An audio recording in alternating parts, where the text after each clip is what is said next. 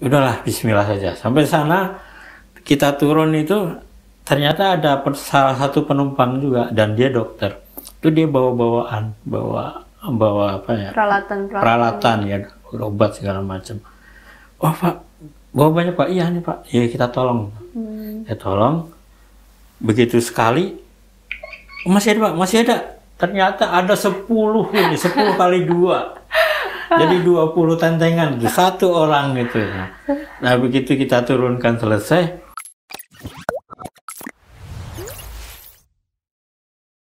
Assalamualaikum warahmatullahi wabarakatuh. Teman-teman, kembali lagi di podcast Komite Kemanusiaan Indonesia. Aku Sarah. Hari ini aku ditemanin Pak Rudi. Ya. Apa kabar Pak Rudi? Alhamdulillah sehat. Alhamdulillah. Tadi kesini macet? Iya itu ada truk yang kejebak. Oh truk iya. Semen. Ya. Ya ampun. Jadi macet ya kesini. Oke. Aku mau tanya sedikit-sedikit nih. Ya. Pak Rudi itu udah berapa lama di Komite Kemanusiaan Indonesia? Kalau berapa lamanya sekitar 10 tahun ya. Oh, sudah sampai 10 tahun. Wah. Nah, sekarang posisi Pak Rudi sebagai apa? Saya sementara ini diminta untuk jadi penanggung jawab kerelawanan di Komite Kemanusiaan Indonesia. Wah, keren. Boleh kasih tahu sedikit nggak Pak Rudi tentang kerelawanan di KKI ini bagaimana? Saya rasa sih hampir sama ya semua kerelawanan itu.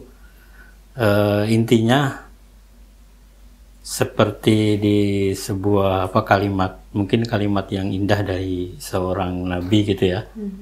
Jadi jika ada duri yang menghalangi di jalan, kamu ambil, kamu singkirkan, itu juga sebuah jadi pahala buat kamu.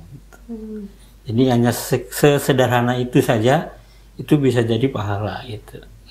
Nah kemudian ada kalimat lagi dari kalau nggak salah Mbah Maimun ya, Kiai Maimun, Kiai kita itu yang dari Jawa Timur. Jika ada semut yang terpeleset jatuh, kamu tolong, itu bisa jadi jadi penolong kamu ketika nanti di akhirat kelak. Itu jadi saya tambah semakin ya dibilang ikhlas ya ikhlas lah itu untuk ini sebisa saya itu untuk di saling tolong menolong ya. Iya betul. Oke. Nah di KKI ini apa aja sih yang dikerjakan oleh relawan-relawan KKI? Utamanya sih ketika di bencana ya. Iya. Ya sesederhana aja di bencana kebakaran yang di dekat kita itu. Kebakaran itu dia yang namanya kebakaran dia nggak ada di rumah, kemudian harta benda dia habis. Kita bayangkan itu ya baju tinggal yang ada di badan, kemudian uang juga nggak ada kan, apalagi kalau misalnya mereka nabungnya di celengan di bawah bantal habis sudah. Kebakar. Nah ini relawan KKI seperti apa? Kita punyanya misalnya ini ada baju layak pakai, kita bawa ke sana. Baju layak pakai. Ketika sampai di sana, kita baru, mereka butuh ini. Ya, KKI ini gimana? KKI punya peran apa? KKI tim medianya punya peran untuk menyebarluaskan berita ini. Jadi sampai kemudian ada dari kantor, kalau nggak salah BPJS Ketenagakerjaan. Nah, karyawannya ngumpulkan ketika Jumat tuh ngumpulkan kain celengan, kemudian dititipkan kepada kita. Itu kenapa? Karena kita tadi peran dari tim media untuk menyebarluaskan itu, kemudian mereka terima, kita titipkan itu, kemudian kita salurkan. Sesederhana itu saja sebenarnya. Oke, berarti setiap ada bencana alam yang terjadi gitu ya? Enggak hanya alam. Gak hanya alam? Iya. Apa tuh maksudnya? Ya bencana kan ada dua, bencana alam dan non alam. Bencana alam tadi misalnya kebakaran boleh. Non alam itu penyakit. Nah non alam itu seperti kemarin tuh COVID. Itu bencana. Iya. Oke. Sama ini aku mikirnya relawan ya bencana aja, bisa Iya. banjir lah, tsunami, misalnya kayak gitu. Iya. Iya ya, ternyata nggak kepikir ke situ. Iya. Berarti orang-orang di luar sana juga yang misalnya nggak bisa dalam membantu pakai tenaga misalnya, berarti bisa juga menyumbangkan ke KKI ya? Iya, bisa. Dalam bentuk apa aja? Dalam bentuk tadi misalnya menyebarluaskan berita, kemudian like, subscribe kita itu ya, aja udah membantu itu ya? membantu gitu. Nah, ini kita teman-teman terus terang ya, kita kan namanya seorang atau beberapa orang itu temannya juga terbatas kan. Iya. Kalau ada orang lagi temannya tambah lagi Makin gitu, luas makin luas. Jadi Oke. Nah, di KKI ini kan tadi Pak Rudi nyebut ada tim media gitu. Nah, di relawan itu ada berapa bagian sih? Memang ada bagian apa aja? kalau di KKI sendiri memang belum banyak ya. Di apa misalnya ada 1, 2, 3 enggak. Kita KKI memfasilitasi untuk mengikuti pelatihan yang sudah kita ikutkan itu misalnya satu di Medical First Response MFR itu kita bekerja sama dengan sebuah akademi kesehatan di Cikarang.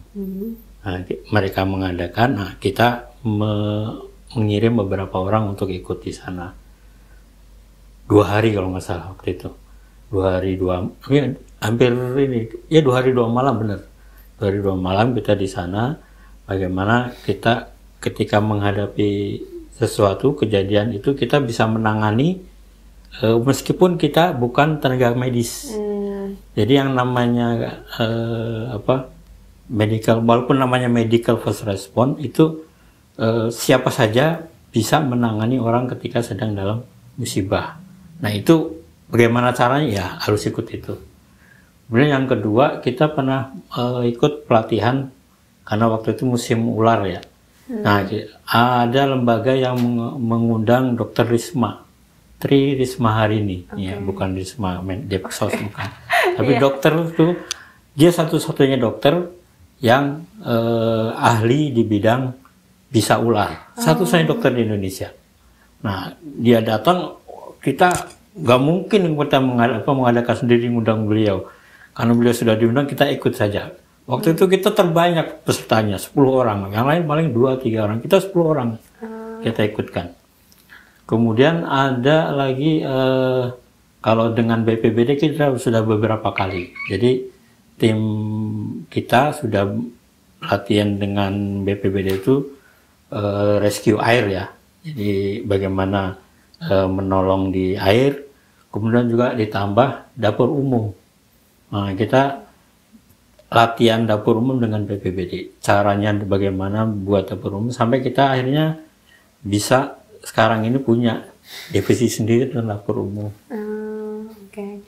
Berarti jadi relawan di KKI ini ada emang latihan khususnya gitu ya? Iya. Ada kelas-kelas khususnya Iya. ya?